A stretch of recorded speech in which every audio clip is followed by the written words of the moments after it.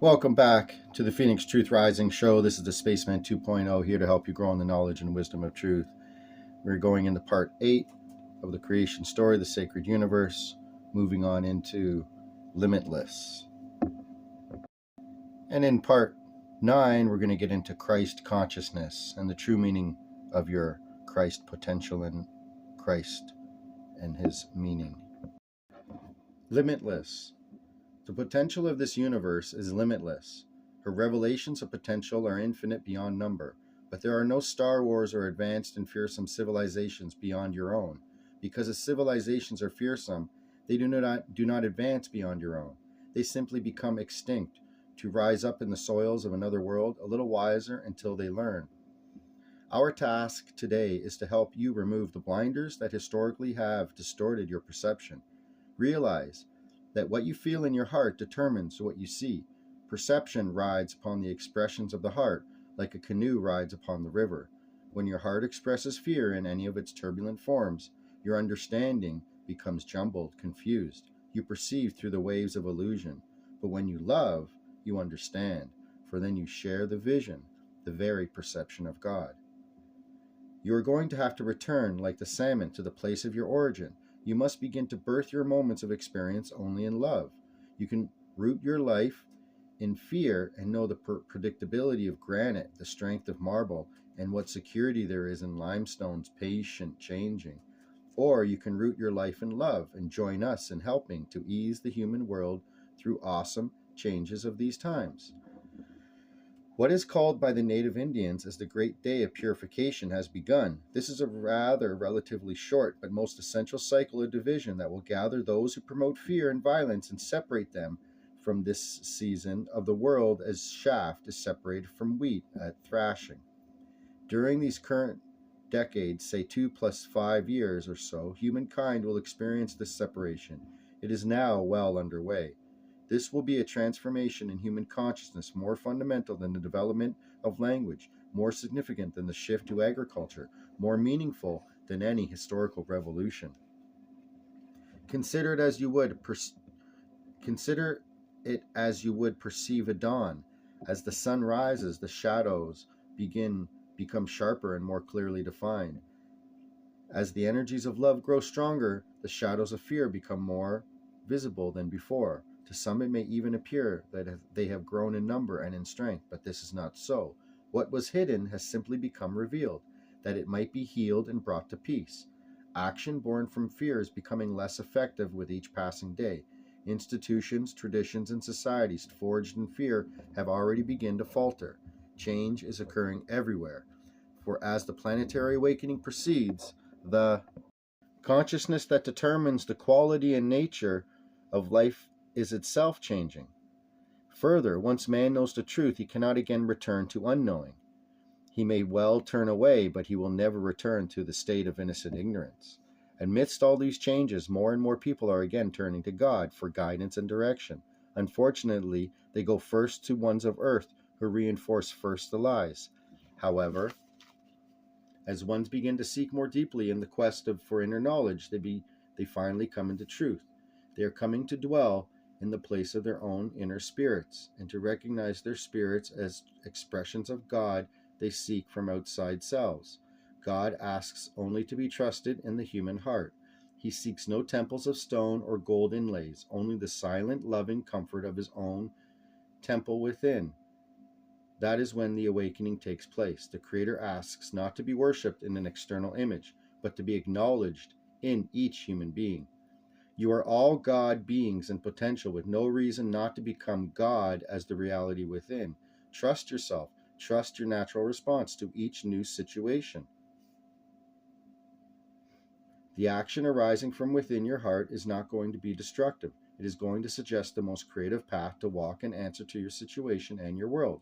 When you trust yourself, you're trusting in the wisdom that designed you. That is how you trust in God. It is not an abstract thing. Trusting in God is trusting in a God who lives within you. Trusting in your spirit's ability to respond to each situation beautifully, individually, creatively, and impeccably.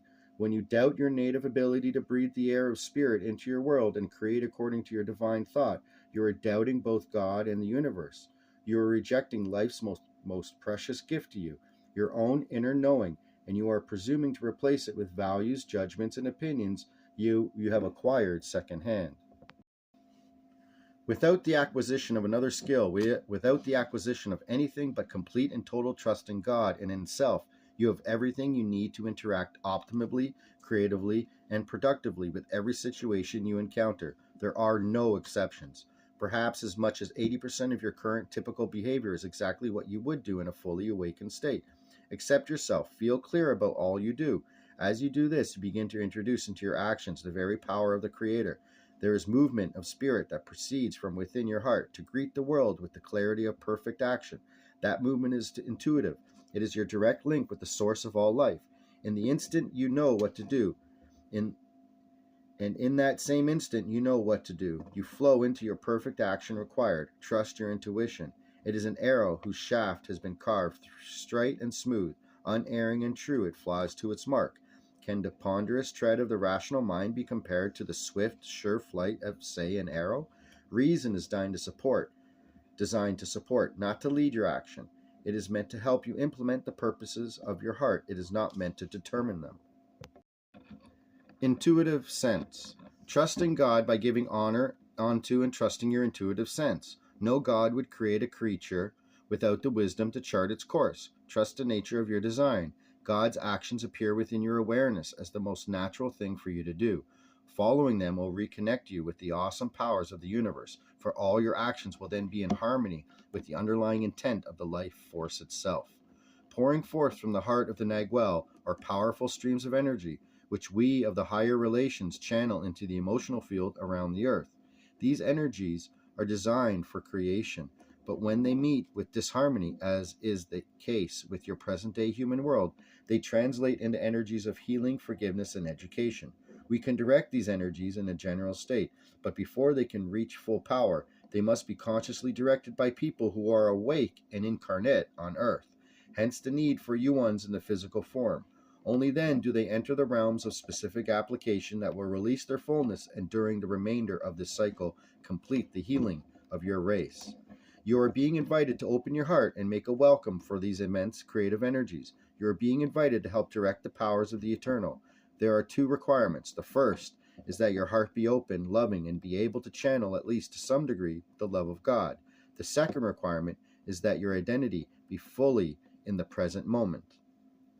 If your identity is based in your past experience or thrust forth into the what-ifs of the perceived future, you are not truly present. What looks through your eyes is then only a fictitious creature, an image, an illusion. Too much thinking about oneself is the greatest thing that keeps human identity from being fully present. For when you are constantly self-reflecting, you are too caught up in the past and future to notice the presence around you. You are doubting your own power whether or not you realize such. You are not vibrating fast enough to channel the immense energies of creation because your attention is scattered and you are closed to the one moment where the love that would quicken you exists, the moment where you are. Human individuality. Certainly there is nothing wrong with human individuality. It is as necessary to God as, say, leaves are to a tree. But you have made a god of leaves and have forgotten the tree at the source of life. If you truly wish to channel God's blessings, then begin thinking of yourself less as an isolated self and more as one of a tribe. You are all of human society. You are all the world and all within it. When you relax into perception of other as self, when you think of yourself as the pair of eyes into which you look, when you care about those around you as much as you once cared about yourself, then the energies of healing and transformation are able to flow freely through you. Your eyes, your ears, your every sense is attuned to the richness of the surrounding world.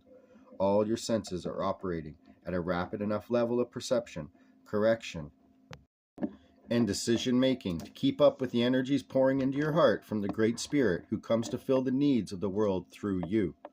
Dear ones, the facts are that love vibrates very, very rapidly. Fear has a slower rate of vibration.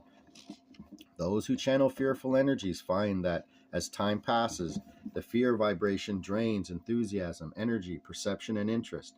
And that is what your world needs in this current age. Your love, your perception clearly manifest.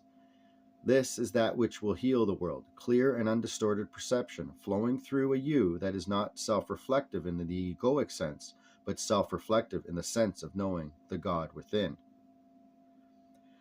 The self to reflect on is the self that you truly are, the Creator, the Eternal One, the Spirit of God.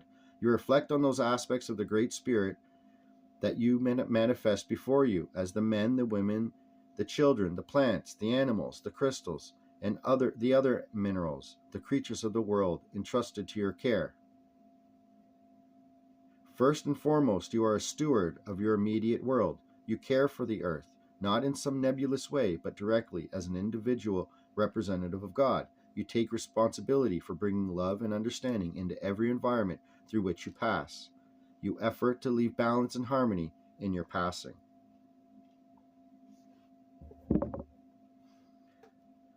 As the birds welcome the morning with song, when you act totally in love, you welcome God, the Great Spirit, into your world.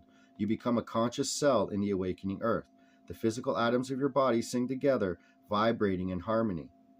Your integrity and unity of being, your integration of purpose and expression brings resonance to everything you are and to everything you perceive, and thusly to everything with which you interchange.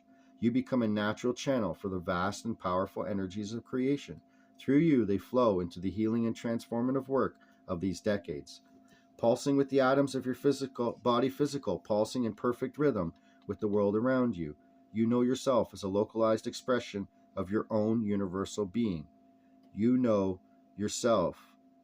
You know your first self as the attachment of the Great Spirit awakening within the human populations of the earth during this time of cycling, and as a child of the natural world. You know your second self as an individual human being within those populations, manifest and functioning within that manifestation. And as one who has awakened to the energy, your eyes behold the world around you as the divine world within, and you know you are inside. You, the fragment of Creator, and the world are one in the same in the ending. You are but a reflection of the totality. You are awake. Just as our bees in communication with the spirit of their hive, you know in an instant all that is transpiring throughout the field of collective human consciousness. Your biosphere is active and alive. From the collective field of your larger awareness of the earth, you are then able to instantaneously access the knowledge you need in the moment. You use your individual free will to pursue God's will, and you know God's will as your own. Your identity rides the crest of unity's wave at the very meeting place of Creator and creation. You become immersed in universal currents of flowing love. You are free. The Great Spirit's own consciousness flows freely into and through your heart and perceives all through you. This is the sight to the innocent, to see through the eyes of God. So with that being said, this is part 8 of Creation, the Sacred Universe. And please come back for part 9. Take care. Spaceman 2.0. And